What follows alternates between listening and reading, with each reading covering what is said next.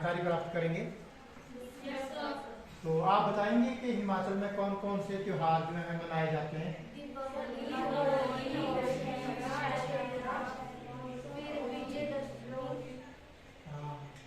दीपावली, दशहरा, होली, है ना, लोहड़ी, इस तरह के कई से त्योहार त्योहार जो है हमारे हिमाचल में मनाए जाते हैं। और ये कुछ त्योहार जो है दीपावली वगैरह पूरे देश में मनाए जाते हैं। होली, आजकल कौन सा त्योहार आ रहा है? होली का त्योहार आ रहा है। तो आपको जानकारी है होली हम क्यों मनाते हैं, ये कब शुरू हुई थी, इसको मनाने के पीछे क्या क्या उद्देश्य रहे हैं, पता है आपको? नहीं पता है? तो चलो आज हम होली के बारे में आपको बताते हैं। जो होली का त्योहार है ये युगों पुराना है। एक समय की बात है कि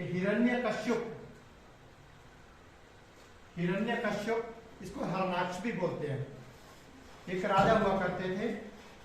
उन्होंने तपस्या की और एक वरदान प्राप्त कर लिया कि मैं कभी भी ना मरूं, मतलब ना मुझे कोई अस्त्र मार सके, ना कोई शस्त्र मार सके, ना कोई व्यक्ति मार सके, ना कोई जीव मार सके, ना मैं दिन में मरूं ना रात में मरूं, है ना। इस तरह से उन्होंने भगवान विष्णु को प्रसन्न करके वरदान ले लिया। और जब वरदान प्राप्त कर लिया तो उन्हें घमंड हो गया कि अब तो मैं दुनिया में अमर हो गया, अब तो मुझे कोई भी नहीं मार सकता। तो फिर उन्होंने क्या किया कि अपनी प्रजा में सबको बोल दिया कि अब जो है आप भगवान को मानने की बजाय, भगवान की पूजा करने की बजाय आप मेरी पूजा करें। समझे नहीं बात आप? Yes sir. तो जो हिरण्यकश्यप थे ये कश्यप ऋषि के बेटे थे, लेकिन ये असुर थे। असुर मतलब राक्षस थे एक तरह के। तो ये भी एक लंबी कहानी है। तो जब उन्होंने ये वरदान प्राप्त कर लिया तो उसके बाद उन्होंने एक तरह का प्रजा का शोषण करना शुरू कर दिया। लोगों को जो उनका कहना नहीं मानता था उसको तंग करते थे, मरवा देते थे, जो भी कर सकता था एक राजा वो करते थे। तो उनके घर में बेटा पैदा हुआ, उसका नाम था प्रहलाद। क्या नाम था? प्रहलाद। अब प्रहलाद भगवान विष्णु के उपासक थे, वो भगवान विष्णु को की पूजा करते थे। अब उनके घर में वो प्रहलाद पैदा हो गया, भगवान विष्णु को मानने वाला। तो पहले तो उन्होंने कहा कि तू भगवान विष्णु को मत मान, तू मुझे मान, भगवान को मत मान, मुझे मान। तो उसने ऐसा नहीं किया।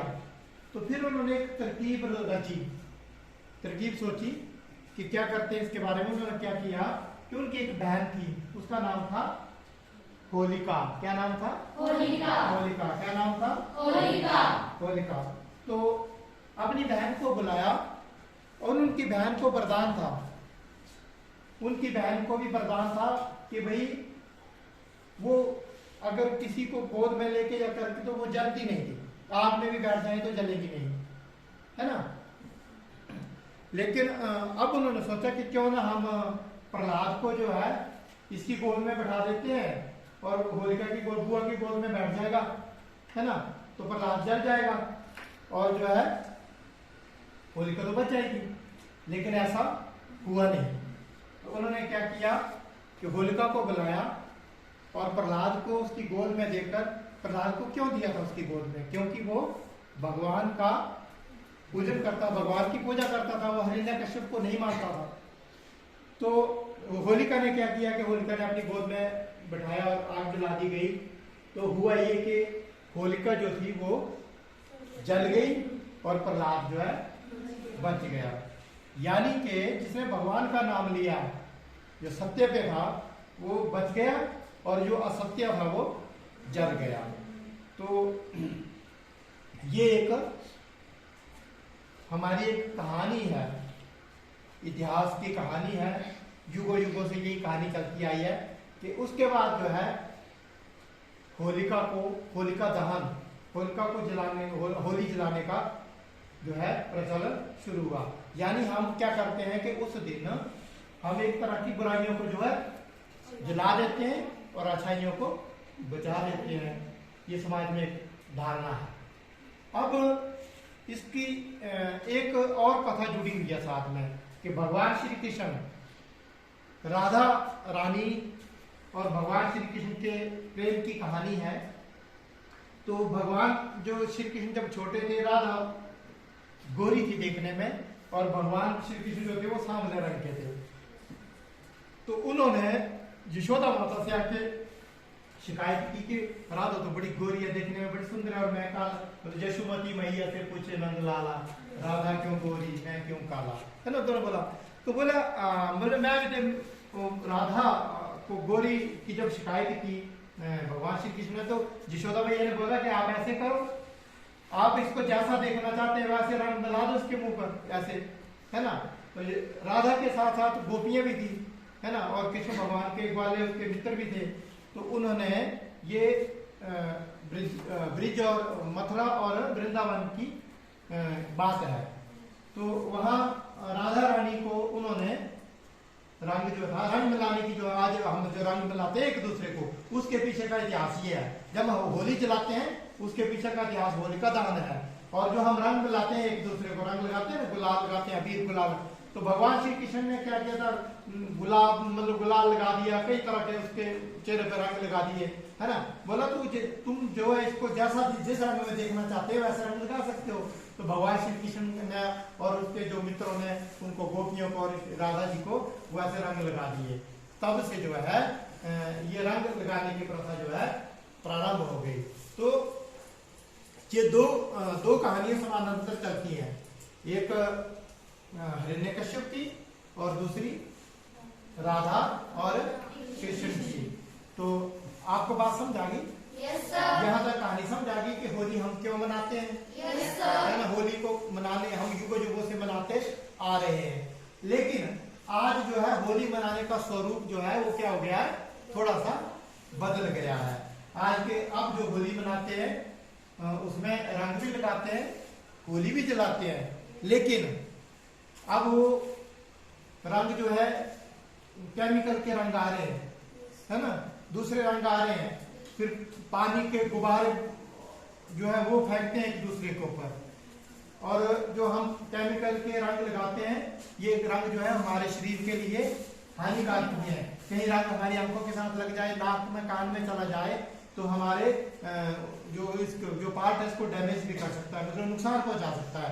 आंखों में चला जाए, कहीं अंधा भी कर सकता है। तो ये थोड़ा सा आधुनिकता की उसमें जिद में हमने इस दिन अपने त्योहारों का जो है स्वरूप है उसको क्या कर दिया है, थोड़ा सा बदल दिया है। कुछ लोग रंग मिलाने के चक्कर में क्या करते हैं, है ना, कई छेड़खानी करते हैं लड़कियों के साथ, महिलाओं के साथ जो है नशे में धुत होकर छेड़खानी भी करते हैं। तो ये हमारी परंपरा नहीं है।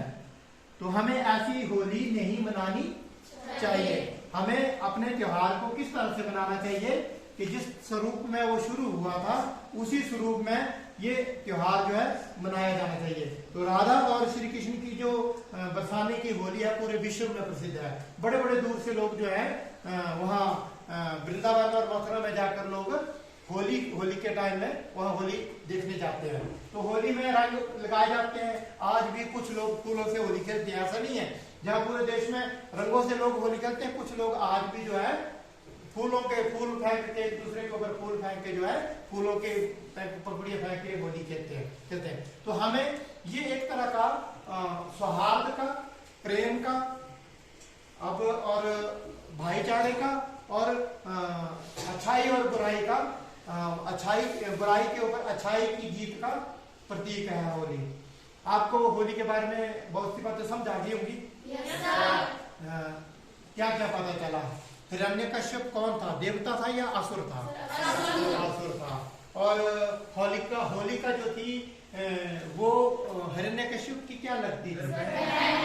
और प्रहलाद कौन था? किसका? हिरण्यकश्यप का, है ना। तो ये हमारा ये ऐतिहासिक संदर्भ और वर्तमान की होली का स्वरूप, ये दोनों चीजें हमने इनको संभालना है। लेकिन जो भी इसके बीच में बुराइयां हैं, जो चीजें अच्छी नहीं है समाज के लिए, हमारे लिए, हमारी सेहत के लिए, उन चीजों को हमने छोड़ना है। और कुछ लोग आज के दिन, होली के दिन क्या करते हैं, नशा करते हैं, है ना। कुछ लोग भांग पीते हैं, उतनी ठंडाई के उसमें करते हैं। कई लोग उससे क्या हो जाता है, बीमार हो जाते हैं, पागल हो जाते हैं, कई तरह के बीमार, है ना, मर भी जाते हैं ज्यादा पी ले तो ऐसी चीजों को हमने नहीं छूना है, ऐसी चीजों से हमें बचना है। और एक हमारा जो पवित्र होली का त्योहार है, इसको हमने होली की तरह ही मनाना है और अच्छे से, प्रेम का प्रतीक है। राधा के साथ भगवान श्री कृष्ण जो थे क्या करते थे, प्रेम करते थे। आज भी हम जिन लोगों के साथ प्रेम करते हैं, हमारे दोस्त हैं, मित्र हैं, है ना, तो हम उनके साथ होली खेलते हैं, उनको रंग लगाते हैं, तो कई तरह के रंग लगाते हैं। और ये ऋतुएं जो बदल रही हैं, ऋतुएं, शरद ऋतु खत्म हो गई और ग्रीष्म ऋतु का प्रारंभ हुआ है। तो ये जो रंगों का त्योहार जो है, इसका भी प्रतीक है। फाल्गुन मास की या चैत्र फाल्गुन मास की जो पूर्णमासी है, अप्रैल दूसरा मार्च महीने में आती है, ठीक है ना। ये तो इस महीने की जो पूर्णमासी है, इसमें जो है होली का त्योहार आता है। तो ये एक ऋतुओं का संक्रमण काल भी है, कि एक ऋतु जो है समाप्त होती है और दूसरी ऋतु नहीं आती है। तो इस संक्रमण काल में क्या होता है, थोड़ा सा बीमारियों का भी प्रकोप बढ़ जाता है। तो होली दहन में जो है बोलते हैं होली, उससे हम रंग लगाते हैं, होली लगाते हैं, इससे जो है थोड़ा सा इस संक्रमण से भी एक तरह से बचना चाहिए और बचाव होता है ना। तो जैसे होली का हम सोचते हैं, होली आग को क्रॉस करते हैं, तो आग में तो सारी चीजें भस्म हो जाती है। तो कई ऐसे विषाणु जो है वो आग में क्या हो जाते हैं, जल जाते हैं। समझे मेरी बात है। तो ये ऋतुओं का संक्रमण काल भी है और ऋतु परिवर्तन होता है।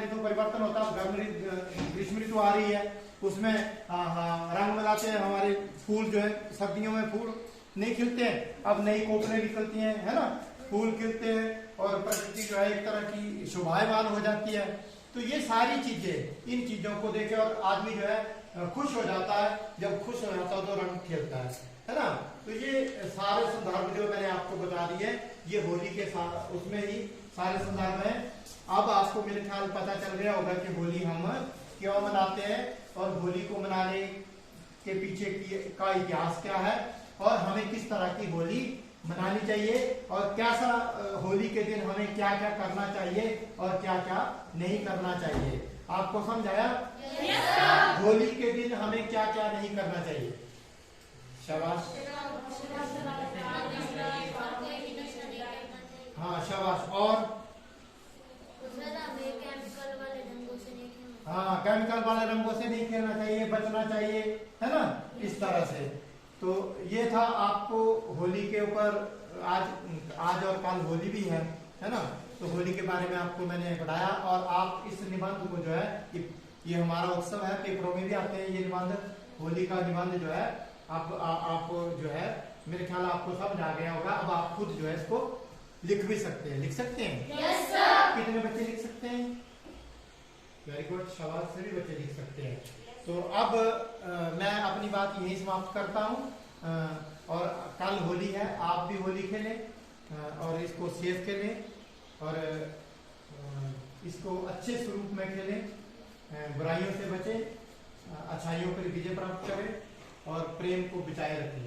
धन्यवाद।